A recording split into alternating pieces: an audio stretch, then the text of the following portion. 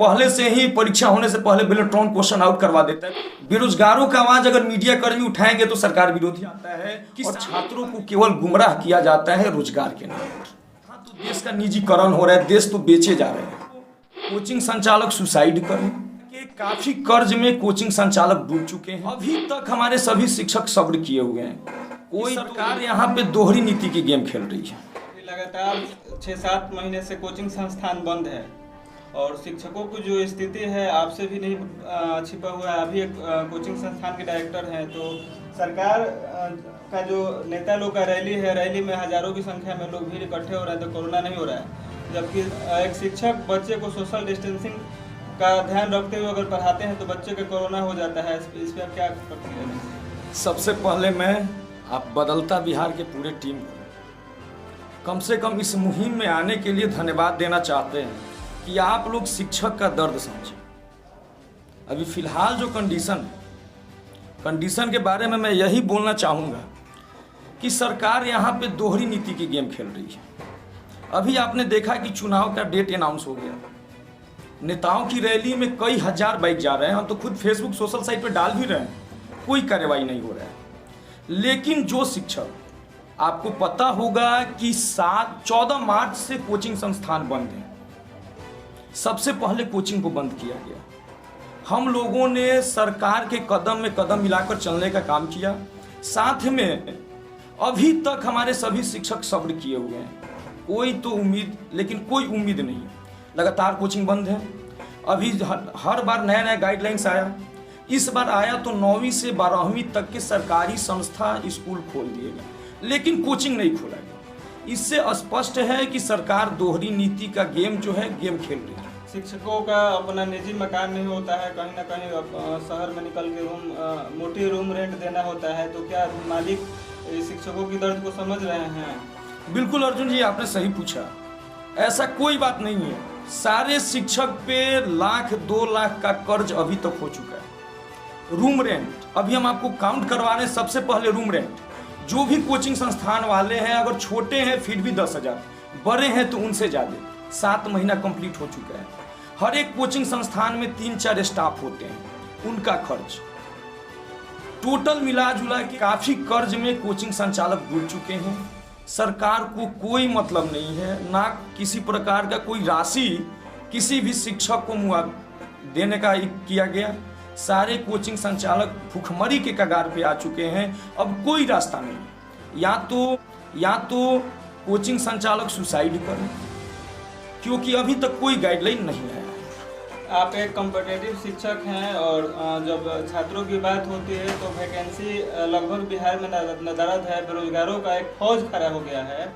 Voting के आखिरी 2 दिन बाद नेताओं की जो रिजल्ट है वो आ जाता है, जबकि एक परीक्षा का रिजल्ट और परीक्षा का डेट अनाउंस के लिए सालों साल लग जाते हैं। इस पर आप क्या कहेंगे? बिल्कुल, अभी आपने देखा कि सारे बेरोजगार युवक के लिए सभी कॉम्पिटिटिव शिक्षक ने हैशटैग अभियान चलाया, जिसमें एसएससी का रिजल्ट लेट 3-3 साल हो जाते हैं, रिजल्ट नहीं आता है। आएगा भी क्यों? बच्चे नौकरी हो जाएगा तो सरकार पे बर्डन पड़ेगा ना। तो यहाँ पे होता क्या है, बच्चों से मोटी रकम वसूली जाती है। एक फॉर्म भरने का रेलवे लिया 500 रुपया, चुनाव से पहले 500 लिया, 400 बोला रिटर्न करने के लिए नहीं किया। तो यहाँ पे छात्रों को भी ठगा जा रहा है, बेरोजगारों को भी ठगा जा रहा है। और रही बात भर्ती की, तो यहाँ तो देश का निजीकरण हो रहा है, देश तो बेचे जा रहे हैं। 51% रेलवे बिक चुका है। आखिर भर्ती कहाँ से होगा? तो साफ इससे सरकार का मंशा स्पष्ट है कि पूरे देश का निजीकरण हो जाए और सारे लोग रोड पे आ जाएं। बेरोजगार, ये जो सरकार है यह बेरोजगार विरोधी सरकार है। बेरोजगारों से कोई मतलब नहीं है। अभी जो सरकार है, केंद्र हो या राज्य हो, हर जगह वही कंडीशन है। बड़ा मीडिया हाउस भी बेरोजगारों की समस्या को, किसानों की समस्या को, शिक्षकों की समस्या को नहीं उठाती है। अभी बड़ा मीडिया हाउस में चल रहा है रिया चक्रवर्ती, ड्रग्स और मतलब जो जेन्युइन मुद्दा हम बता रहे हैं। यहाँ पे 2 चीज आता है। एक जो होता है बड़ा मीडिया, तो बहुत सारे बड़े मीडिया हैं, अब उनके बारे में क्या बोले। मीडिया में भी अब वही हो रहा है जो है रुपया जो देता है, मतलब मीडिया बिक चुकी है। आप भी मीडिया कर्मी, बुरा मेरा बात मत मानिएगा, मीडिया बिक चुकी है। अगर मेरे पास भी, कोचिंग संचालक वालों के पास भी इतना रुपया होता तो आज सारे बड़े चैनल पे हम लोग भी चलते, क्योंकि पैसों से न्यूज चल रहे हैं आज के डेट में। अभी देखिए, जब न्यूज में नहीं आया, एक बार एनडीटीवी में रवीश कुमार 7 या 8 सेकंड का चला, उसके बाद उनके साथ भी क्या पता किस टाइप का बिहेव हुआ कि वो भी आउट हो गया। मीडिया में नहीं चल रहा है, रीजन यही है। अब देखिए रिया चक्रवर्ती के बारे में क्यों चल, टीआरपी भी तो लेना है। तो किसानों के मुद्दे पे, बेरोजगारी के मुद्दे पे क्या टीआरपी नहीं मिलती है? बात वही है, तो फिर वह सरकार विरोधी हो जाएगा, सरकार विरोधी हो जाएगा। बेरोजगारों का आवाज अगर मीडिया कर्मी उठाएंगे तो सरकार विरोधी, किसानों के बारे में उठाएंगे तो सरकार विरोधी। तो यहाँ पे जो बात है टीआरपी का भी, तो वही है कि सरकार का भी काम हो, मीडिया का भी काम। बिहार में अगर सरकारी नौकरी की बात हो तो एक शिफ्ट का बच्चा पेपर की तैयारी करता है तो दूसरे शिफ्ट का बच्चा रोड पे होता है, कोई भी बाहरी साफ सुथरी नहीं होती है। पेपर देने जाने से पहले ही पेपर आउट हो जाता है। अभी हाल फिलहाल में जो शिक्षक का चल रहा था, बिल्कुल बिल्कुल हम आपको बता रहे हैं। यहाँ पे सबसे पहले हुआ कि ऑनलाइन में नकल नहीं होता है, क्वेश्चन आउट नहीं होता है। हम आपको बता दें कॉम्पिटिटिव टीचर होने के नाते कि अभी जो स्टेट का पेपर हुआ, यही नीतीश कुमार के आनंद किशोर ने बोला है कि पेपर बिल्कुल साफ सुथरा हुआ है, कहीं किसी प्रकार का चोरी नहीं हुआ। 3-4 सेंटर हालांकि रद्द हुए, जिसका परीक्षा पटना बुला के लिया गया। फिर एकाएक बिना कोई परिणाम के परीक्षा कैंसिल हुआ और डायरेक्ट हुआ कि अब परीक्षा बेलेट्रॉन लेगा, जो कि बेलेट्रॉन पहले से ही इस मामले में संलिप्त है। से ही परीक्षा होने से पहले बेलेट्रॉन क्वेश्चन आउट करवा देता है, फिर बेलेट्रॉन से टीसीएस में गया। लेकिन हमने डायरेक्ट वीडियो देखा, एक सेंटर बिहार शरीफ का सेंटर था, वहां पे परीक्षा हॉल में बच्चे ऑनलाइन है, फिर भी परीक्षा हॉल में बच्चे चीट पुर्जा लेके पहुंच रहे हैं।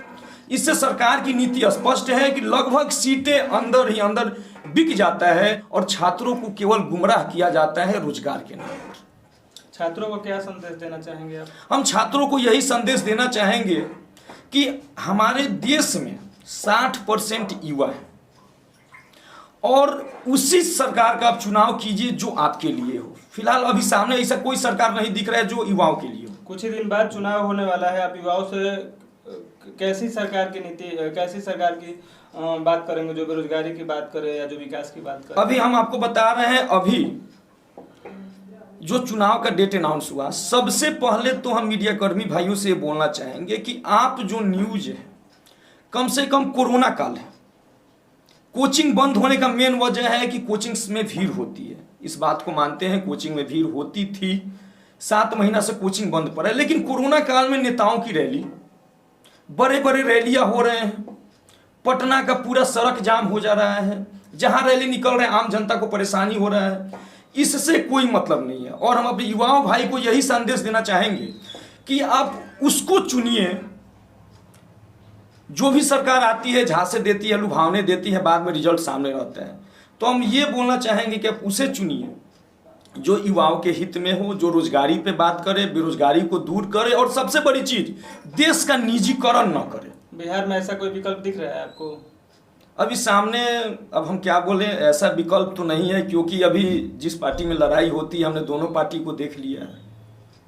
लेकिन एक बात जरूर है कि यदि विपक्ष आता है तो अपना सत्ता बचाने के लिए कुछ न कुछ युवाओं के लिए जरूर करेगा, जो भी विपक्षी हो, सत्ता बचाने के लिए या कुछ। अभी जैसे कल हमारे विपक्ष का पार्टी जो तेजस्वी यादव ने अनाउंस किया कि 10 लाख, यानी आते के साथ 10 लाख सरकारी नौकरी बिना किसी नियोजन, डायरेक्ट यानी परमानेंट होगा।